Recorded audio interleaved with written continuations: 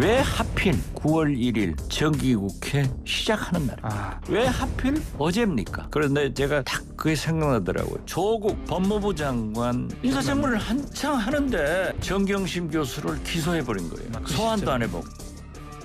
저는 처가 기소될지 불기소될지 알 수가 없습니다. 지금 방금 기소가 됐다고 나왔는데 저로서는 조금 아쉬운 마음이 있습니다. 이제 본격적으로 전쟁이 시작됐구나. 힘의 게임으로 만나겠다는 의지를 좀 표명한 거고요. 조국 시즌 2가 시작되는 거예요. 그때 얼마나 피곤했습니까? 또 시작입니다. 이게.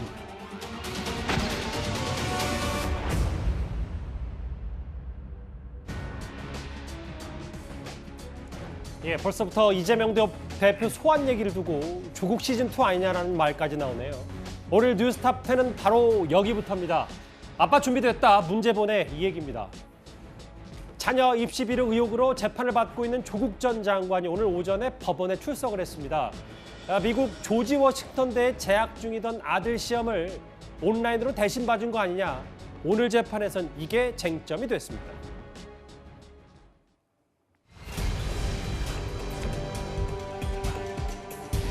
아들의 그 서울대 인턴 증명서가 유독 다르다. 그러면서 그 의혹을 제기했을 때 후보자의 목소리가 떨리고 말을 더듬는 것 같았다.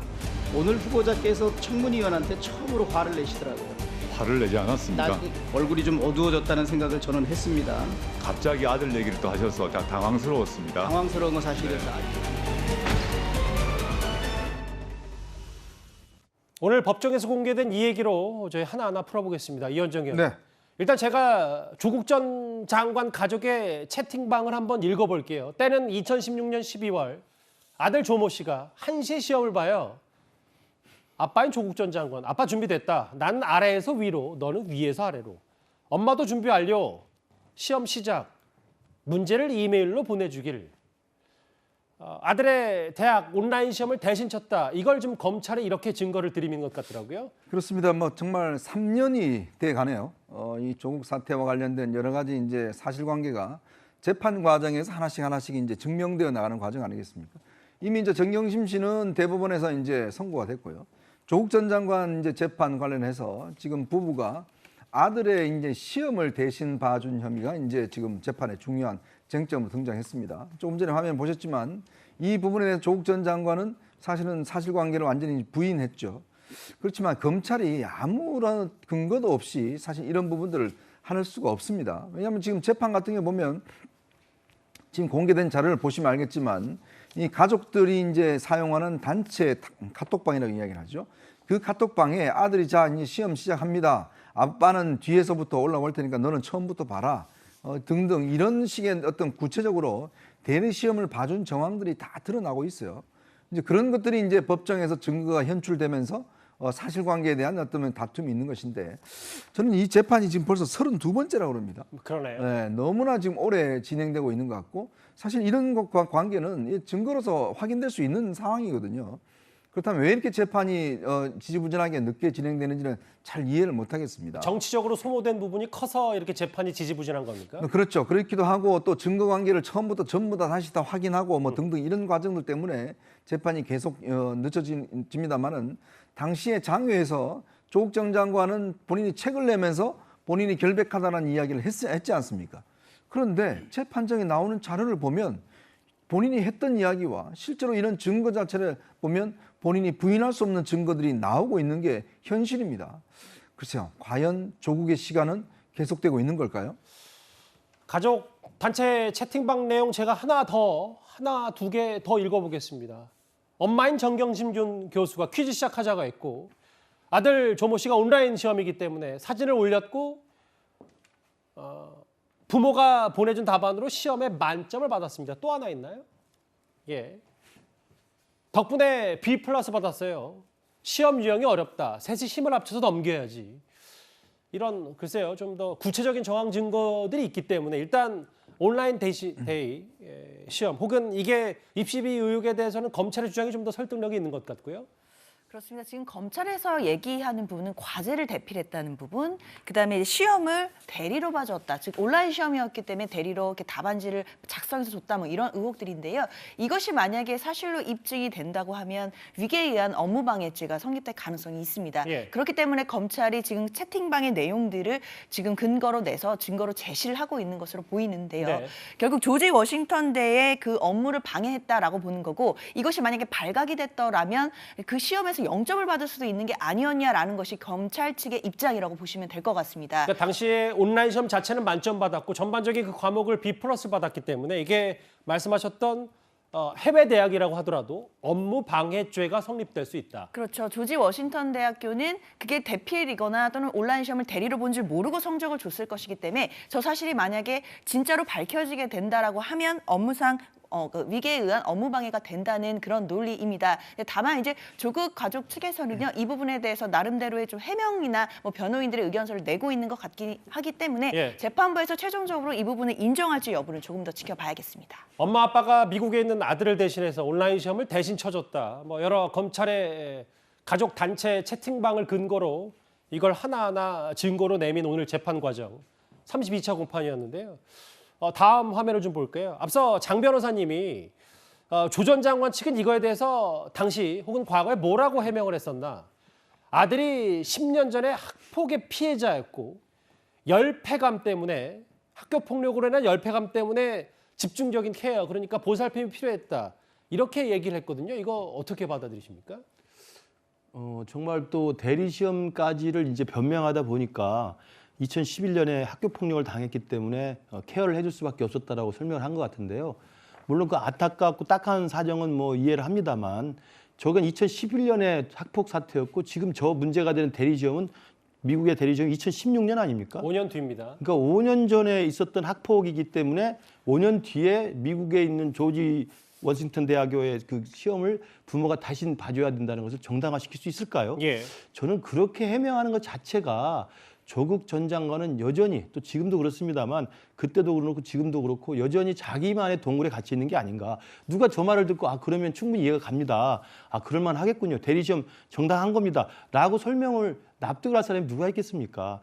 학교 폭력을 당한다는 것이 정말 그 부모로서는 마음 아픈 일이지만, 그렇다고 해서 미국의 학교까지 보내놓고 미국 시험까지 부모가 다 대리로 쳐준다는 것을 어떻게 설명할 것인지 저는 이해되지 않고요. 예. 오히려 저렇게 학폭을 당한 조국 전 장관의 아들을 보호하고 그 상처를 치유해주는 작업은 다른 방식으로 해야지, 그 아들에 대해서 얽매여서 부정입학을 하고 대리 시험을 쳐주고 학점을 대리로 따주고 이렇게 하는 것은 제가 볼 때 비뚤어진 부성이라고 볼 수밖에 없다고 생각합니다. 비뚤어진 부성에 학교 폭력을 당해서 후유증이 있었다. 이게 조 전 장관이 작년 6월에 했던 주장인데, 일단 저 단체 채팅방 내용이 하나하나 공개되면서 검찰 쪽에 좀 더 무게가 실리겠죠.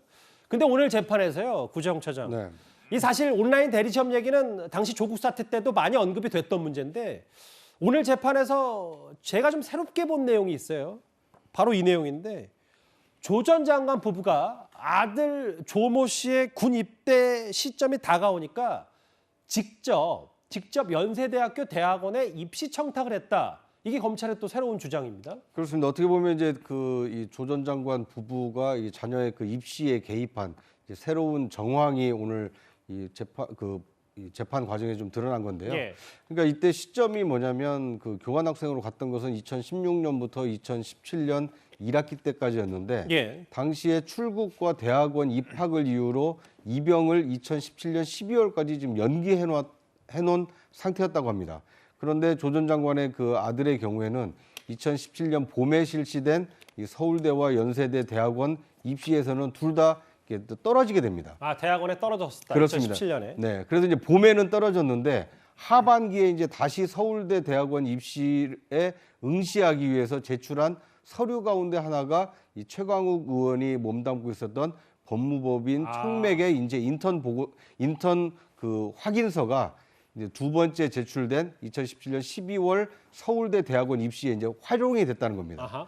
그런데 이제 이것이 활용이 된 것이 허위였다라고 해서 지금 최광욱 의원의 경우에는 의원직 상실형이 지금 나와 있지 않습니까? 일단 2심까지는 그렇습니다. 그렇습니다. 예. 이제 그러다 보니까 왜 이렇게 이 허위 인턴 확인서까지 발급을 받았느냐? 그러니까 아들의 이 입영 날짜가 다가오기 때문에 대학원 입시에 반드시 성공하기 위해서 허위 인턴 증명서를 발급받아서 학교에 제출한 거 아니냐. 그리고 서울대에서는 뭐 결국 그 허위 인턴 학력 증명서, 아니, 인턴 증명서를 제출했습니다만 떨어졌는데 그 가을에 실시된 연세대 대학원에서는 합격을 했기 때문에 이런 그 허위 인턴 증명서가 대학원 입시에 활용된 거 아니냐, 이런 새로운 정황이 지금 오늘 이 재판 과정에서 좀 제기가 된 상태입니다. 그러니까 다시 한번 말씀드립니다만 조 전 장관이 2017년 당시에 아들의 군 입대를 좀 미루기 위해서 대학원 입시 청탁을 한 거 아니냐라는 검찰의 새로운 주장. 대학원 재지원 때 뭐 얘기 있고요. 아들 군 입대가 다가오자 대학원 입시를 청탁했고, 제가 한번 몇 가지 읽어보겠습니다. 입학 연기를 위해서 대학원에 꼭 붙어야 됐던 상황이었기 때문에 불합격하자 서울대와 연세대학원에 떨어지니까 본격적으로 조 전 장관 부부가 개입을 했다. 이게 검찰의 시각이고요. 입학을 한 차례 미루고 다시 대학원에 입학을 지원했고, 인턴 경력이 등장했다. 앞서 잠깐 자막에 나왔지만 그런데 그 청탁을 받았던 담당 교수가 또 심사위원을 회피했다라는 자막, 아까 검찰의 주장도 나왔는데 좀 새로운 얘기가 좀 더 여러 가지 있어요, 이현정 의원님. 근데 당시에 그 아들 연세대학교 대학원 입시 비리 의혹 관련해서 검찰이 여러 가지 수사를 하려고 했을 때 사실 연세대학교에서 제 기억이 맞다면 뭐 자료가 없어서 전수조사가 쉽지 않았다는 얘기 있었는데 또 저런 얘기까지도 나왔네요. 그러니까 하필 그때 시험지가 다 사라져 버리지 않습니까? 그래서 학교 측에서 이 조사를 해보니까 이게 어떤 우리가 좀 이해하기 어려운 이유로 사실 시험지 자체도 없어져 버리고, 지금 검찰이 여러 가지 이제 드러난 공개 보면 뭐 와인을 사줘서 이걸 로비를 한다든지 아는 교수한테 부탁한다든지 참 그렇습니다. 이게 자녀가 문제에 대해서는 다들 안타까움이 있죠. 그런데 문제는 이렇게 본인들이 뻔히 어떤 면에서는 자녀의 어떤 입시를 위해서 청탁하고 부탁하고 시험도 대신 봐주고 뭐 이런 사실들이 이제 사실관계로 드러나고 있는데, 그동안 이런 것을 전부 다 어떤 면에서 보면 이 어떤 왜곡하고 이런 것을 변호하기 위해서 얼마나 많은 사람들이 동원이 됐습니까? 김어준 씨를 비롯해서 여권에 있는 모든 인사들이 조국 전 장관은 무죄다, 잘못이 없다 등등으로 인해서 사실을 기만하고, 그리고 이런 사실 자체를 본인 스스로도 한 번도 반성한 적이 없습니다. 그리고 재판에서는 묵비권 행사하고요. 그리고 검찰 조사에서 묵비권 행사하고. 그러니까 검찰이 지금 이 재판정에서 이 자료들을 현출하는 거 아니겠습니까? 그걸 보니 아까 등장했던 카카오톡 단체 메시지뿐만 아니라 구체적으로 교수들한테 부탁하고 그다음에 이 와인 선물도 하고 등등 이런 사실들이 다 드러난 거 아니겠습니까? 그러니까 제가 이 분노하는 건 뭐냐면, 본인들이 잘못을 했으면 그 사회의 지도층이지 않습니까? 그렇게 또 정의를 부르짖었던 그 세대 아니겠습니까?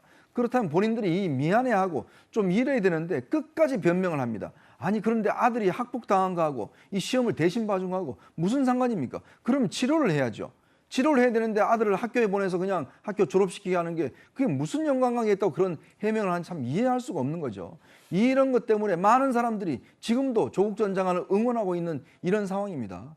이런 부조리가 정말 본인의 사실관계에 대한 이런 어떤 것 때문에 많은 사람들이 이 조국 전 장관 책에 어떤 면에서 환호하고 책이 베스트셀러가 되고 영화가 나오고 이런 상황들 우리가 어떻게 봐야 될까요?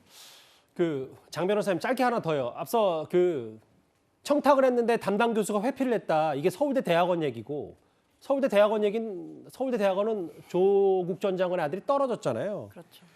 근데 이게 사실 서울대 교수 출신이었고 민정수석 시절에 서울대 대학원에 이런 청탁을 한 거기 때문에 아무리 그 청탁이 실패로 돌아갔다고 해도 이게 법적으로는 큰 문제가 될 수 있는 건 아닌지 어떻게 보세요? 일단 재판 과정에서 이게 사실관계 여부가 가려져야겠지만, 만약에 사실상 청탁이 있었다고 한다면 그 청탁이 성공 여부와는 상관없이 그 자체만으로도 당연히 법적인 죄책을 질 가능성이 있습니다.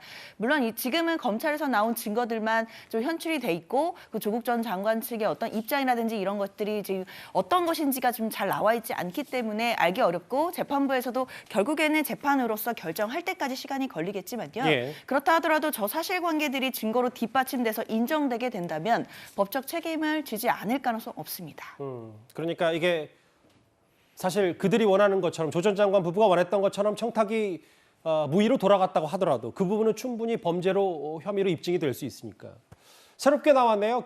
아들 군대를 미루기 위해서 대학원에 전직 서울대 교수 출신의 민정수석 조 전 장관이 서울대 교수에게 청탁을 했다, 뭐 담당 교수 회피했다 이런 내용까지 새롭게 들려왔습니다.